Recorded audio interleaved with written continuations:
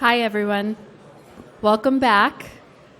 I really hope you enjoyed your breakout session and that you're learning a lot, and that mostly that you're enjoying having the opportunity to sit and chat with your colleagues. I have some good news and bad news. The good news is we are running right on time, and we have a lot of great things planned for you this afternoon.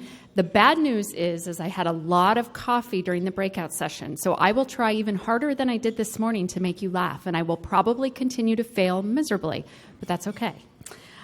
I am really pleased to introduce the people that are going to be speaking with you over this lunch. We sort of joked that I got you in the morning before you had caffeine and everyone was a little low energy, but they get you while you're eating and have your mouth full. So I think I really had the better end of that deal. We will be hearing from Mike Schmidt, who, as you all know, is the director of CJC, the executive director. And he and I were talking that, he started in his position just about 2 years ago, or in other words, he knows just enough to be dangerous, so he'll be fun to listen to.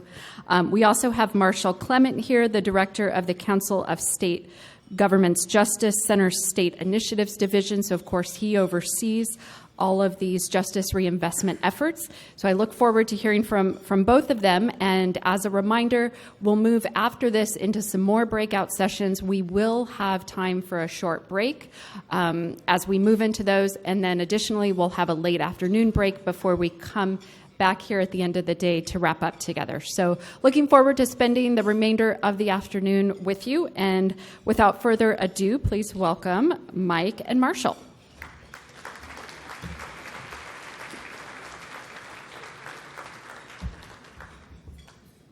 Good afternoon. You got your mouths full. I hope you saved me some. My name is Mike Schmidt. I am the Executive Director of the Criminal Justice Commission. For those of you who I have not had the opportunity to meet yet, feel free to grab me and introduce yourselves. We're so thrilled to have you all here. This is our second Justice Reinvestment Summit. We did this the first time 2 years ago in the 2015 legislative session, much like we're in session right now, where we had what we thought at the time was an absolutely tremendous turnout. And we are humbled by the turnout that we have today, which has dwarfed that. So thank you all for being here. Special thanks to our sponsors. The CJC is a very small state agency. We have 11 staff. But so to make this happen, it really takes a very broad team of both folks to support us financially and with their staff. So our sponsors are hanging in the rafters in the back and in your programs. So thank you so much to all of them. And it's been said already before, but just a special thanks to my team and those from Department of Corrections who are helping us out staff this event. I know you can look around and see how much work has gone into this, but I just really cannot overstate how much they have put into making this event a success so that all of us could sit around and be here today and get to network. So please thank my staff for the help.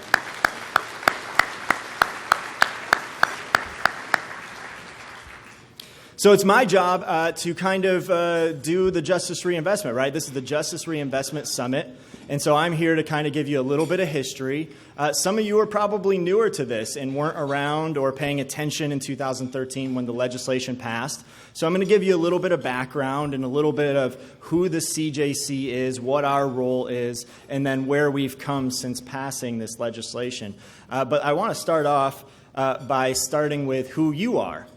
And so what we did, being a data-driven agency like we are, we looked at all of your registrations, and we broke out according to who you said you were here, who you work for, and kind of the communities you represent. And when we did this, we really weren't knowing what we were going to see. We assumed we'd have a lot of really great showing from the community corrections directors and the community corrections folks and the juvenile folks.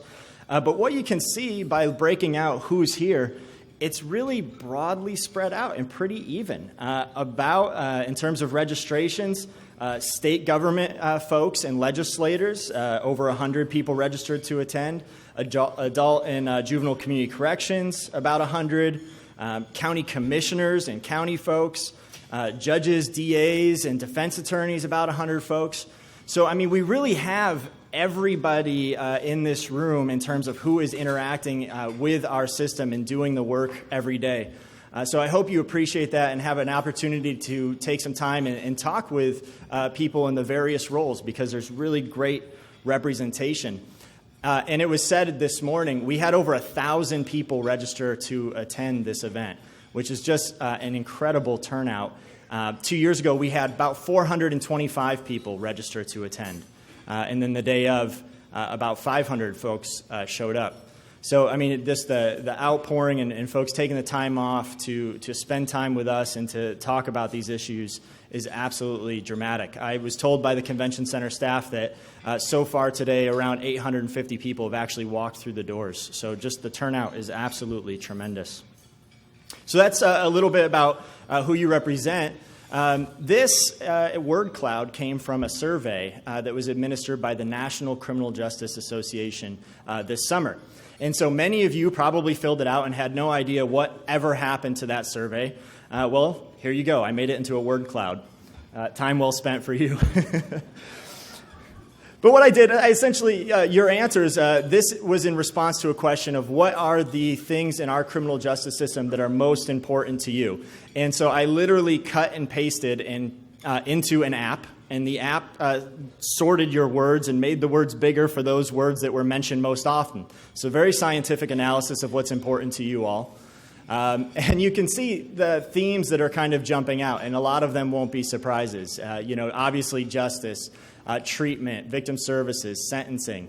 And so when we were putting this event together for you... No worries. When we were putting this together, we really wanted to make sure that we touch as many of these issues as possible. And I think my team did a great job. And those of you who helped advise us on the agenda, thank you so much for that. Because I had multiple people come up to me before the breakouts and said, I don't know which one to go to. There's just too many good options. So I think, we really tried to keep in mind what are the priorities and what are the things that you all are so interested in learning more about. So that's a little bit about you. I wanted to just tell you briefly a little bit about the Criminal Justice Commission. We are not the best-known state agency. Like I said, we're small. There are 11 folks on staff. We do a ton of work for having such a small staff. But we're kind of broken out into grants and research. But the history of the CJC really goes all the way back to 1983. I pulled this from an audit from the Secretary of State. And they detailed over the course of Oregon's history in terms of criminal justice, kind of the roots of where this started. And you can see from this, if you can read it, we started with the Oregon Prison Overcrowding Project in 1983. From there, we turned to a Criminal Justice Council, and in 1989, we got sentencing guidelines, which continues to be some of the work that the Commission does to today. In 1995, we became the Criminal Justice Commission. In 2005, we added grants, and those are our specialty court grants. We're currently funding 36 specialty courts around the state, so that program has continued to thrive in the Criminal Justice Commission. In 2009, again, we were talking about prison growth and overcrowding, and so we had the Reset Commission that tasked the CJC with doing a lot of work. And then finally, where we are today in 2013, the Justice Reinvestment legislation that was passed, House Bill 3194, which brings you all here today. So that's a little bit of history, but these are issues that this commission or various iterations of this commission have been working on in Oregon for 3 decades at this point. So that's a little history for you. I just wanted to give you what are our program areas. We're here to talk about justice reinvestment today, but really we do more than that. We do at the commission, we look at the justice reinvestment grants, we do the specialty court grants, planning and policy development. We advise the governor's office, obviously, on matters of public safety policy, and also work closely with the legislature and many of your associations and statewide associations, giving you data and information that you need, and doing a lot of that in a very transparent way on our website. We do still administer the sentencing guidelines. That is still a function of our commission, although it's less and less compared to some of the other work we do. And then we do a lot of research. Currently, the Criminal Justice Commission has 4 studies underway where we are looking at different programs that you all invested in locally in your counties. And we're trying to see, okay, we made those investments. Are we getting what we expected out of those? So we're looking at housing, and we're looking at reentry, and we're looking at using risk assessments. And do you get better outcomes when you're using risk assessments? So we have these studies going on, and that it's a lot of the work that we do as well. So I'm going to focus, obviously, this is the Justice Reinvestment Summit. We're going to talk about justice reinvestment. And what the state was facing when this conversation happened in 2013. There were statistics like the one here about our growing prison rate and how quickly that was growing, and also the community or the Department of Corrections budget and how that was becoming an ever-growing number that the state, was looking at not being sustainable. And so we were on the precipice of having to open a new prison or having to build a new prison. And so I'll talk about that a little bit more. But the Justice Reinvestment Program itself is pretty straightforward and pretty simple. The top circle, if you can see it, says you improve public safety by investing locally. And that's what those grants did, right? In 13-15, the legislature allocated $15 million to the counties across the state. In this biennium, the grant funds were $38.7 million for you to make local investments into your public safety systems. The idea behind that was that if you have the resources, if you have the tools that you need, that there might be some people that previously you would have had to send to prison just because you didn't have treatment or you didn't have the supervision resources you needed, you didn't have housing. So the idea was if we can get resources to the local counties to address those issues, that people can be supervised safely locally, and we might even be able to get better outcomes than if we just sent them to prison for 1 or 2 or 3 years for whatever their property or drug crime is. But instead, we actually keep them locally and work on them in treatment and housing and different things like that. So we invest locally, and that helps us contain the prison population, right? When you can contain the growth of the prison population, that frees up resources that the state would otherwise have to spend on opening new prisons, on building new prisons, which allows us to continue to make local investments. So it's a really simple way of just trying to change some of the economic incentives that are baked into our system, of just investing locally, be able to manage more people, less people in the state. The state has more freed up resources, and we can continue to invest locally. So this is, like I said, in this biennium, we had $38.7 million in grants go out to the counties. You can see the yellow bar. That represents victim services funding. 10% was allocated, a minimum of 10% was allocated to community-based nonprofit victim services. 3%, that green bar, was held back to do research and to make sure that the things that we're investing in are working and that we're getting the results that we hope to get out of them. And then the vast majority of that is going to all the counties, directed by your local public safety coordinating councils, the LIPSICs. And so this is a dashboard. It's on our website. Anybody can go on there and look at the breakout of how the counties spent their money. But this is just high-level, broad look at this. And you can see that it's pretty evenly split between program support, transition services like housing, treatment, obviously is a big part of what the money was invested in, skill building, getting job skills, education, things like that. Jails and local sanction capacity. One of the things that wasn't necessarily intuitive to me, but probably is to a lot of you, was how crucial jails are to the ecosystem of a local county. If you don't have those resources, that really hamstrings what you're able to do working with people in the community. And we see that communities and counties that don't have those resources have a heavier reliance on sending people to prison. So funding into jails and local sanction programs, and then supervision. So we broke that out by county. If you do get a chance to go onto our website and look at this, at the very end there's a county index that shows you exactly where your county has invested their money. So we hope that this is, and we believe it is, probably one of the most transparently run grants in the state. But the idea is to give folks the information about where these are, where this money's going, so that you can engage locally. And the place to do that, as many of you know, is with your local public safety coordinating council. Like I said, 10% of the money went to the nonprofit victim services community, and we broke that out here as well, so you can see where counties made those investments. The vast majority of that money went to domestic violence and sexual assault programs across the state, but also just general victim assistance and then child abuse and neglect. And 5 counties actually dedicated, you had to dedicate 10%. 5 counties went above and beyond and dedicated even more than 10% of their justice reinvestment funds to those victim services. So that's something that we're very proud of in the state, and that I know the people who worked on this legislation, that was a point of emphasis and a point of pride for them, that we were talking about funding victim services with the justice reinvestment money. That is kind of the outline of the program. Back in 2013, when it passed, 3194 had some sentencing changes, and it had the grant program. So what we've been doing at the Criminal Justice Commission is we try to compile the information and the data so that you can make local decisions. And so I'm sure many of you have seen me driving my Prius around the state to your local community to give you the PowerPoint, right? To show you, well, this is jail, and this is how you use prison, and this is how it stacks up against other counties. In fact, in preparation for the summit, we looked back at some of our very first information sheets that we were giving out to counties, and it was really hard to read. We've come a long way since we began looking at it. Looked more like an accountant sheet than some of the stuff that we do today.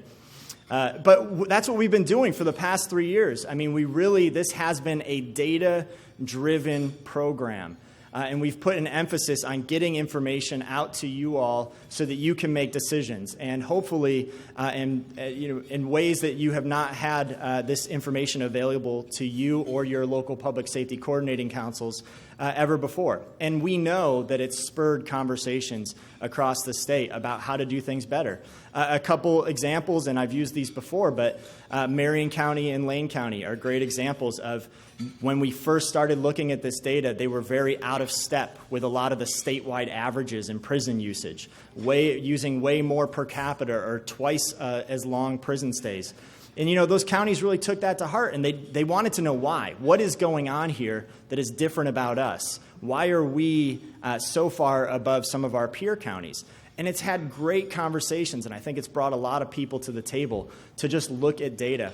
So if you have not, I'm going to keep saying this, spent time on the website, please go check it out. We have all kinds of different data that's available to you. You can look at your county's recidivism rates. You can look at the prison usage, all the different kinds of things that we can measure. And we're just trying to add more and more to this to help you as you're going through these conversations and just seeing where do you really stack up. So we think that this has been a huge part, and it's a big role for the Criminal Justice Commission to get that data that you need to be able to make the decisions and look at your system objectively. The Oregon Knowledge Bank, another resource that was developed since 3194 was passed. This is a joint project between DPSST and the Criminal Justice Commission. And the idea actually came out of something very similar to where we are today. You all are going to hear and have heard from great speakers, and you're going to have great ideas and thoughts and things that you want to bring back to your local communities and say, hey, this is something that they're doing over there, and we think it's great. We should try it out. But we know, and it's been my experience, I'll speak for myself, I usually come back from a conference with maybe 1 or 2 things that really stuck to me, right? Good ideas that I could share. But there's so many good ideas that are out there. And so that conversation, when we started with Justice Reinvestment, a lot of counties turned to the Criminal Justice Commission and said, thank you for this. What should we spend it on? What are the good ideas? What is evidence-based? What are programs that work? And so, in talking through this and working with DPSST and how they are training officers to start using evidence, we partnered up and we created the Oregon Knowledge Bank. It's a first-of-its-kind resource in the country. I think you'll start seeing more of these around the country. I know that my staff has been taking phone calls from other states who want to emulate what we've done here.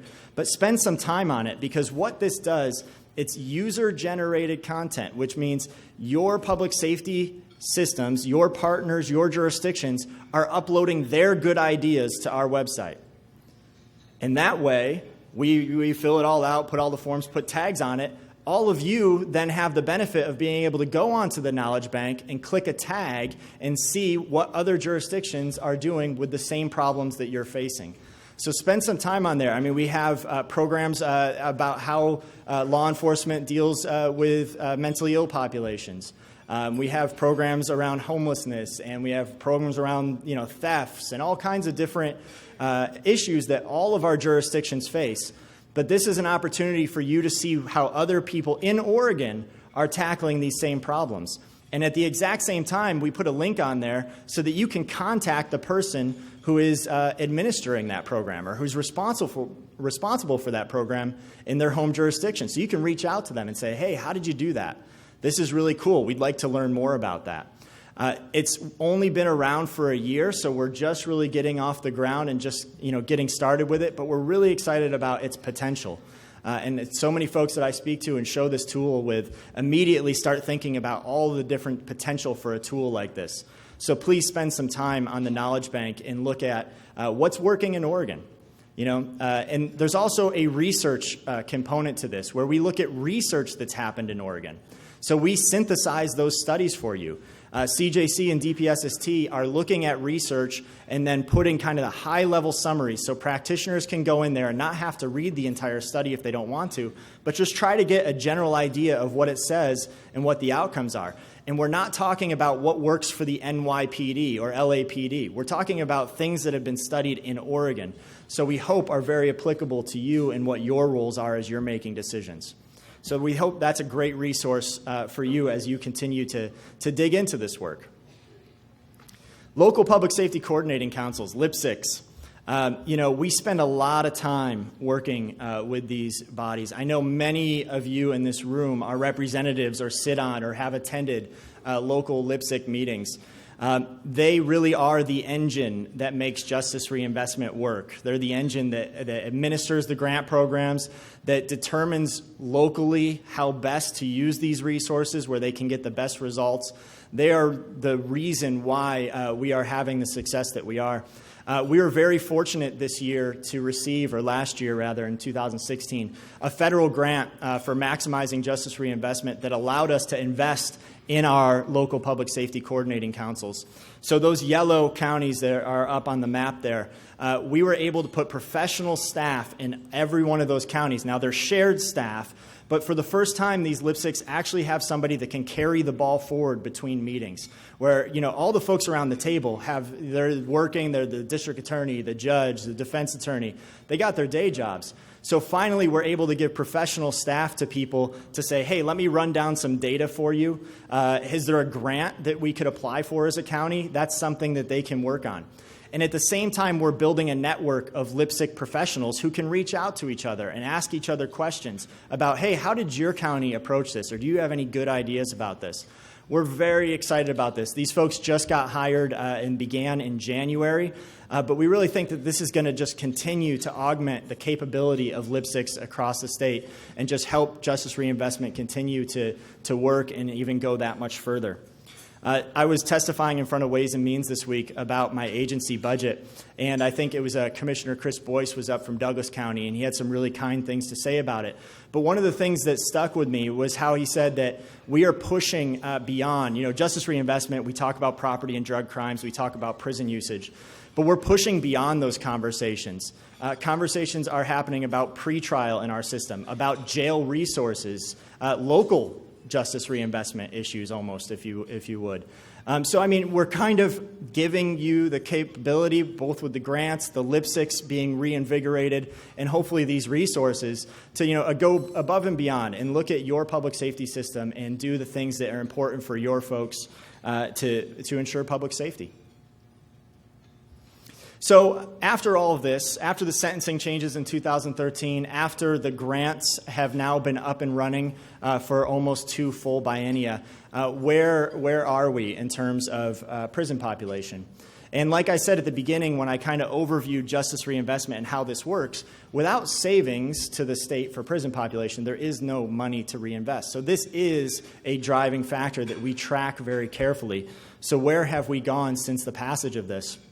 That line represents when Junction City, the prison that was planned in 2013 or 2012, that's when it needed to be up and running. Once our prison population crossed that line, we had to have that facility built and ready to go. So in 2013, when this conversation was happening around this legislation, and before that, because obviously the conversation started well before the legislation was passed, but this is where our prison population was. This is the male prison population. And so you can see kind of the trajectory that we were on in this conversation, and this was the forecast at the time. So decision makers in the legislature and others, and many of you around this table, I see a lot of people that worked on this legislation, were looking at this and they said, okay, that means by 2017, we need to have a prison built, staffed, and ready to turn on the lights and ready to go. And that's a huge cost to the state. And so the justice reinvestment legislation was in direct response to that. Can we avoid that and still get better results for public safety? So since we've passed the bill and the sentencing changes and the grant programs right there in 2013, this is where our prison population has actually gone for the males. And you can see it's more or less, there's a little bit of up, there's a little bit of down, but if you leveled that out, it's pretty much flat. And I've gone back and looked as far back as 1994, looking at our prison population. There really is not another time where you see 3 years of essentially zero prison growth in Oregon's history. So that is absolutely remarkable. Where the forecast has us going right now is there. So you can see that we are slated to go to continue to grow our prison population. And we know that Oregon is one of the fastest growing states. A lot of people moving to Oregon. Our population's increasing. So that's built into the prison forecast. But the good news is that you can see that we don't touch that red line, and this goes out to 2026. So we moved from having to build a prison to have it up and running in 2017 to now we're looking at 2026 where we're going to have to start thinking about getting close to that line again. But it's not in the 10-year plan from where this was when this legislation was passed. That's huge, right? I mean, we avoided building a prison and having it up and running.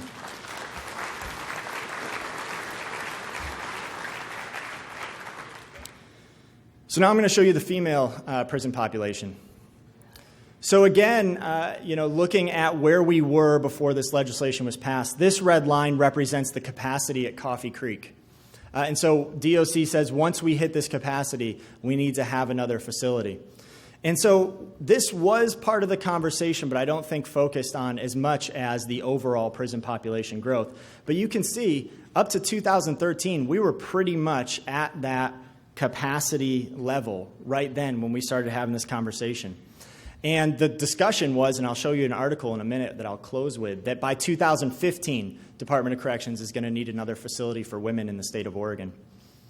This, at the time, was where our prison population was forecast to go for just the female offenders in Oregon. And so you could see that we were in very short order going to cross that red line, and the Department of Corrections would need additional capacity and additional resources to house the women in our prison system. So since the passage of Justice Reinvestment, which happened, again, 2013, this is where we've gone with the female population. So you see, it's not exactly the same story as it has been for the men.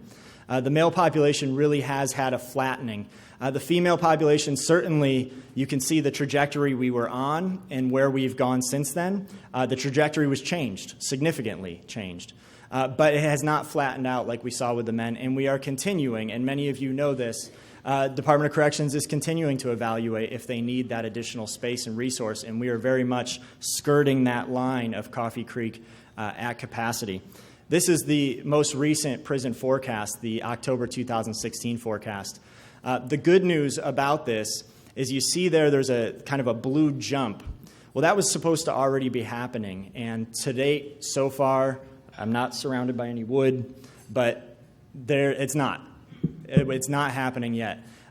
There could be a lot of reasons for that. Some of the reasons are because I know that a lot of you at your lipsticks have been having discussions about what can be done and how to look at this population. Maybe, not just look at them the same way you looked at the male population, but start thinking about them differently.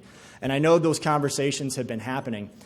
So continue to engage in that work. But also, a few counties have really stepped up and said, you know what, we can do something about that. And so Marion County and Lane County and Jackson County and Klamath and Josephine, who are in discussions with Jackson County, and looking at other options for women who are currently in the facility but perhaps can be put onto work release. That is something that can help us stay below that red line. So, it's a crucial thing. Obviously, it's in the governor's budget to allocate that money to the Department of Corrections to open that, but we're hopeful that we can still avoid that future, and we continue to work in your counties with the Justice Reinvestment grants to target that population. So I'm going to close with this. In the headline, you can probably read, says, Oregon still forecasting more inmates, plans hundreds of new prison levels. That was written in October of 2012 by Les Zeitz. And I pulled out this section here, and you might not be able to read it from where you are. But in October of 2012, it says, the Corrections Department estimates it needs $32 million to launch construction of the state's 15 prison to open in February of 2017. Right now, we were supposed to have a prison open. I mean, someone said to me after my hearing in Ways and Means, how is this not the story of the century? How is this not on the headlines of the Oregonian that we're talking about that instead of building a new prison, we've invested resources into local counties to increase public safety? And I mean, that is just so spot on. It's hard to believe. But here it is in October of 2012. This is really where we were at. And if you were to continue reading, it says, by 2015, we will need an additional women's facility. Now, we're still right on that cusp, and we're still on the edge and hoping that we can avoid doing that. But to date, the Justice Reinvestment Program has avoided building a prison and opening a prison that's currently mothballed, and that is certainly newsworthy success. So thank you all for all the work that you've done. We continue to want to be partners with you in any way that we can and get you the data and the information that you need to make decisions. And thank you for coming out to this event. I think it's a great opportunity for us to all get together and talk about both where we've been and then the challenges that we currently face and going forward. So thank you.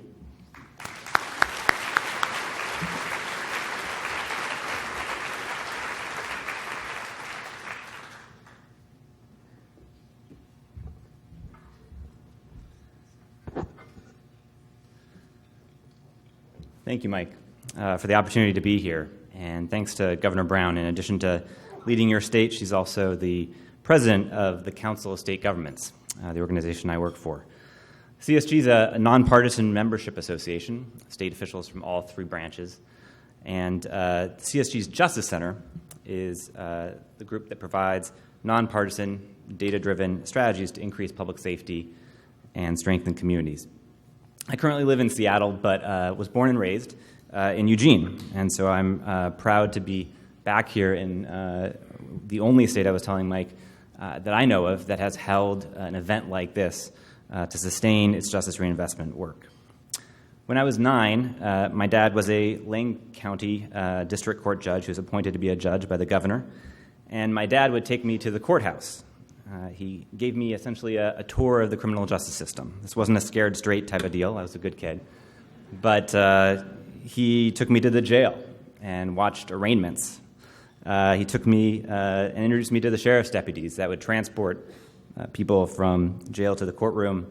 He had me sit in his chair in the courtroom and try to explain the legal system to me and the importance of justice and fairness. He was in love with the law and so proud of the role he got to play in it. And I didn't know it then. I was trying to make sense of what he was telling me and what this arraignment thing was. But he got me hooked on what I had spent my career on. And after college, I worked in a reentry program. And I spoke to people in prison about ready to come out and after their release. And they, too, had been introduced to the criminal justice system at a young age.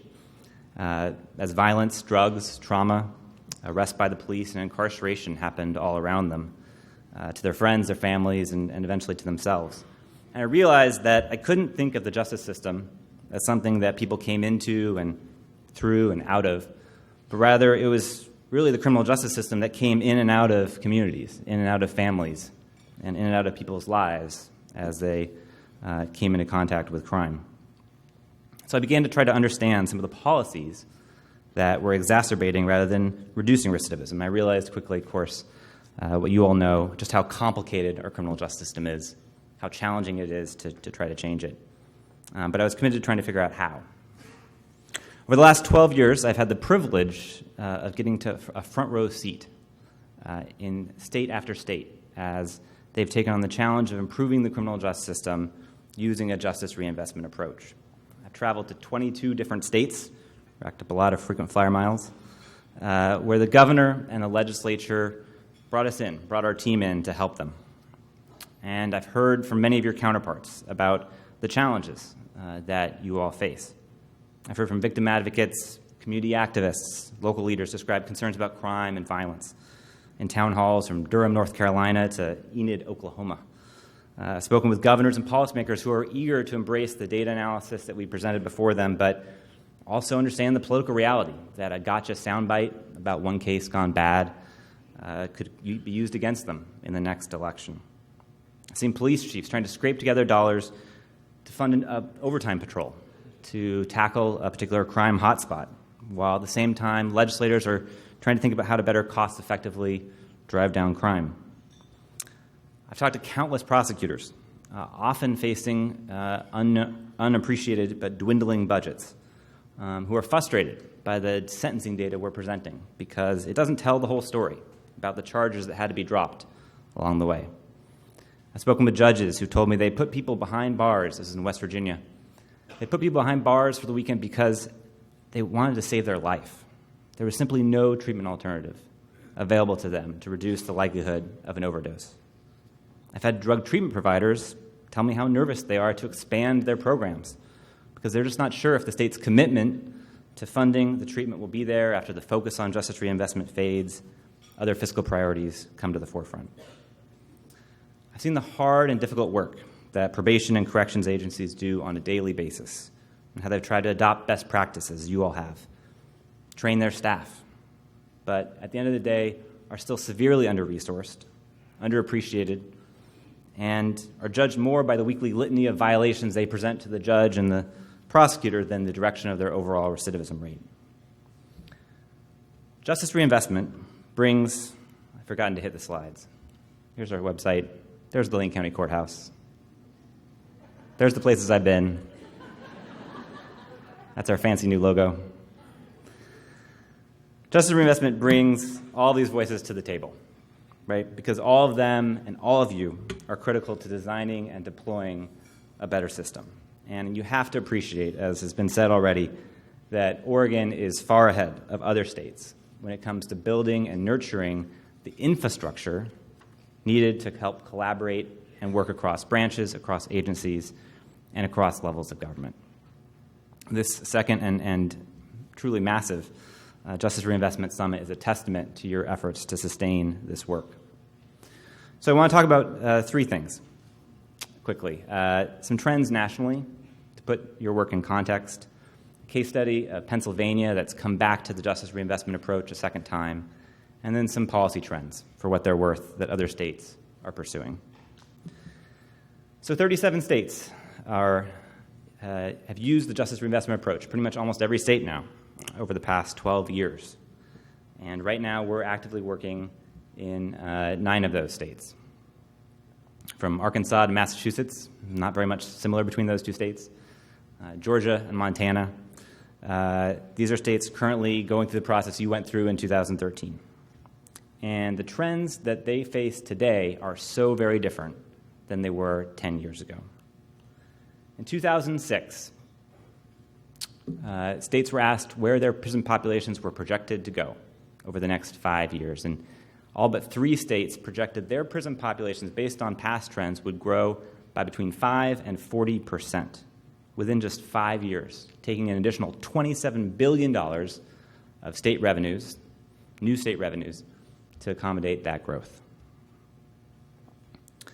Crime had come down, but recidivism rates were continuing to bring people back to prison and fuel prison growth. Instead, what we've seen from 2006 to today is that the prison population has actually fallen in 20 states, here shown in green. And in 31 states, the rate of crime and the rate of incarceration has fallen simultaneously. In addition, and perhaps more important to our focus, recidivism rates have been cut significantly in many states. States that have gone through justice reinvestment like Arizona, where probation revocations are down 29%. Texas, where parole revocations are down 46%. And North Carolina, where probation revocations are down almost in half. These are dramatic reductions in a fairly short period of time because of the kinds of steps that you all have taken here in these other states. So we've seen how states can have it all, right? Many states are seeing reduced incarceration. They're cutting their recidivism rates, all while crime continues to decline. And the interesting thing to me, of course, is what's the mix of policies and budgetary choices that produce these outcomes? And more importantly for you all today, how can more states accomplish these kinds of results year over year?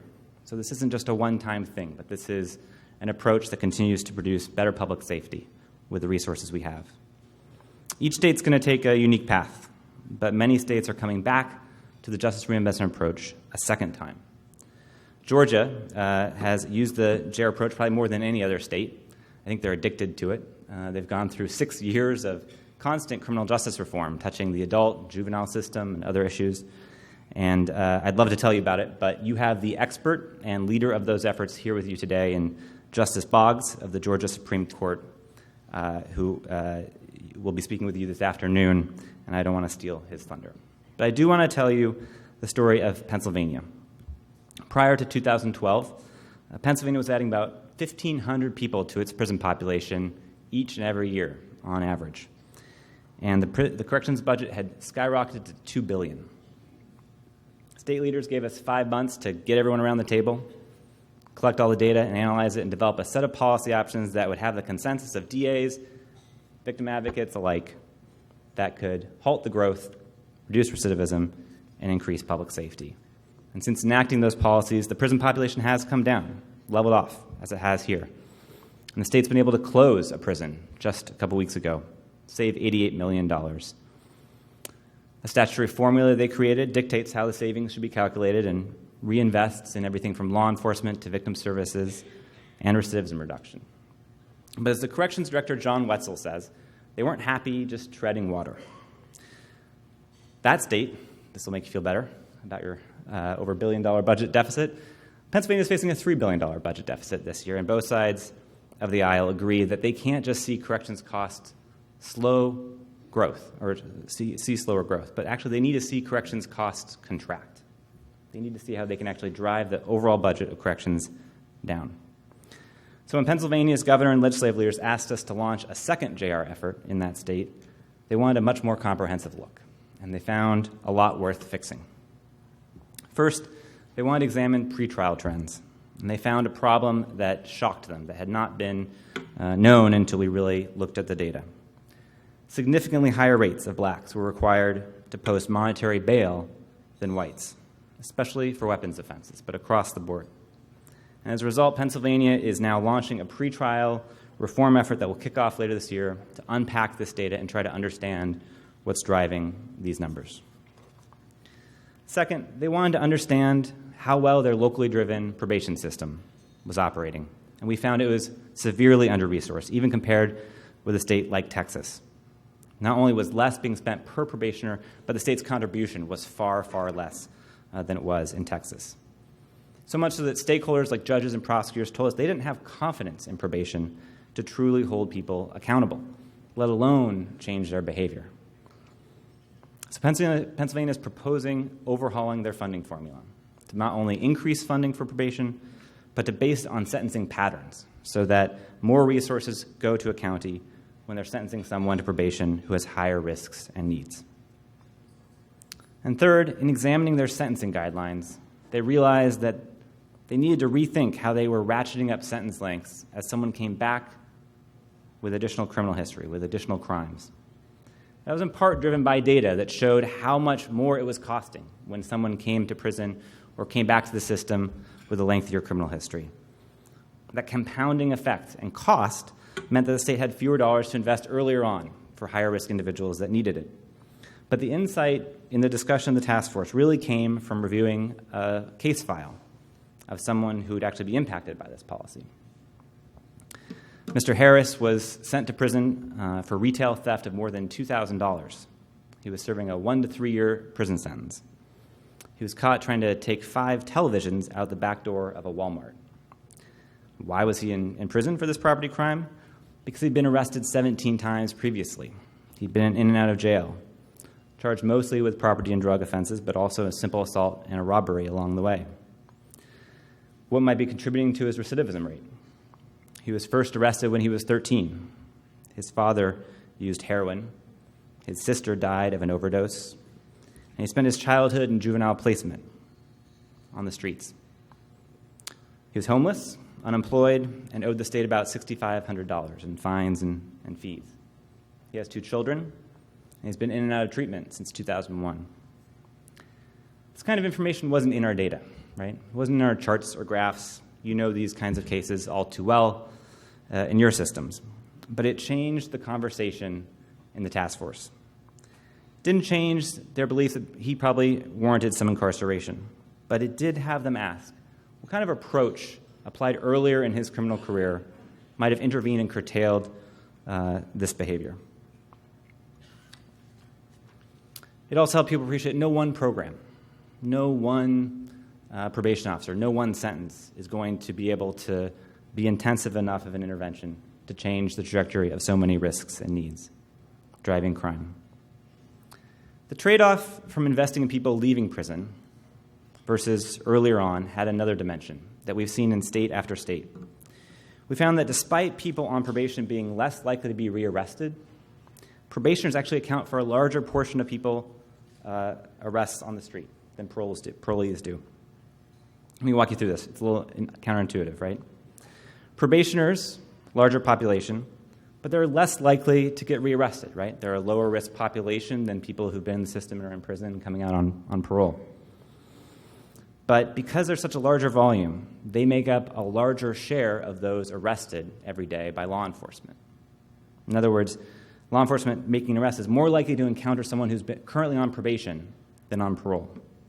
And so reducing probation recidivism rates produces actually bigger crime reduction benefits than just focusing on parolee recidivism.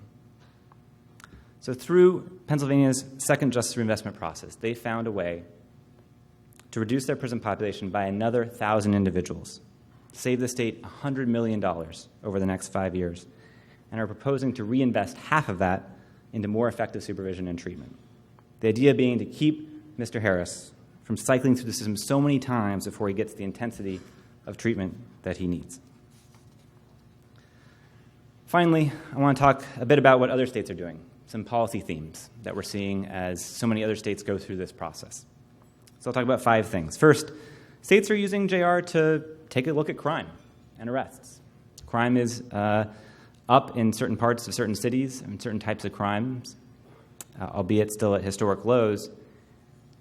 In Oklahoma, Tulsa and Oklahoma City had rising homicide and robbery rates. In Detroit, Michigan, horribly low clearance rates.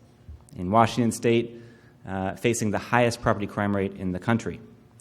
And so states are using JR to link arrest and corrections data to better understand what portion of arrests are people currently on probation, parole, or even pretrial status. And they're using that information to invest in improving pretrial assessment and supervision, invest in targeted law enforcement efforts to address crime hotspots using the latest effective strategies, and to fund prosecutor-led diversion programs. States are using JR to also, secondly, re-examine sentencing policies. Nebraska, Alabama, and many other states have recently expanded the list of property and drug offenses that should result in probation prior to the use of incarceration. State after state is finding what we see in the national data, which is that people reoffend less often, all of the things being equal, when they're sentenced to probation instead of prison. States are using JR to also make sure that the dollars they invest, including through justice reinvestment, are delivering results. Ohio, Idaho, and Pennsylvania have recently developed really innovative new ways to make sure that they're bringing greater accountability to the tens of millions of dollars they already spend on programs to reduce recidivism, making sure that there's fidelity to research-backed models, and to make sure that they're tying results to the dollars they put out through performance incentive funding strategies. The fourth thing that we see states are doing, they're using JR to improve and design new, more creative ways to design earn time policies, to tie completion of programs in prison or compliance with supervision with time off their sentence. And these have been around for a long time, right? The notion of good time or earned time. But states are getting much more creative and thoughtful about how they actually deploy those, taking lessons from behavioral science about how we change behavior, how we structure incentives to integrate those into practices and policies both in prison and in supervision, so that we can make sure that our scarce prison beds and supervision officers' time is used with those individuals that can most benefit from that attention. And finally, states are using JR to really focus on making probation more effective. If you go back to the 1970s Law Enforcement Commission or Crime Commission report, right, you'll see a paragraph on community corrections that says there were high caseloads, there was not enough training, right? It sounds, unfortunately, all the time like what we see across the country in terms of the challenges that probation faces despite their best efforts. And so it's exciting to see Justice Reinvestment refocus state policymakers' attention on the need to reduce caseloads, to improve the training of staff, and to make sure that that critical role between a well-trained probation officer and a highly functioning treatment program is tightly integrated. Finally, Oregon's doing an impressive job implementing its justice reinvestment policies. I've been amazed at just the things I've heard this morning and from reviewing your work. From the Oregon Knowledge Bank to making the data available on interactive dashboards locally, to administering the reinvestment grant program and sending folks off to the State House to lobby for it while you're all here. It's really impressive work. Aligning your limited resources to produce more public safety is going to require sustained and incremental efforts. This is not a one-and-done type of deal.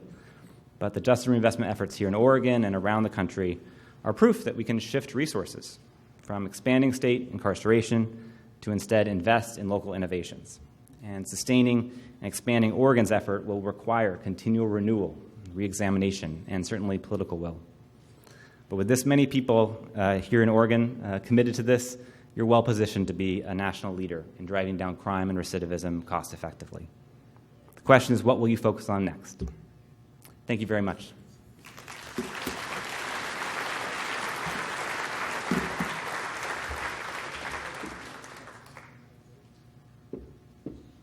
Okay, I hope you enjoyed that presentation by Mike and Marshall. Hey, that almost sounds like that could be a cool radio show, the Mike and Marshall Show. I mean, if you like data and things that are sort of dry. Let's move on to, I'm kidding, they know I'm kidding. We'll move on to the last two breakout sessions of the day. These will run back to back. I'm going to give you just the quick bullet points again of those sessions so that you can make your selection armed with knowledge.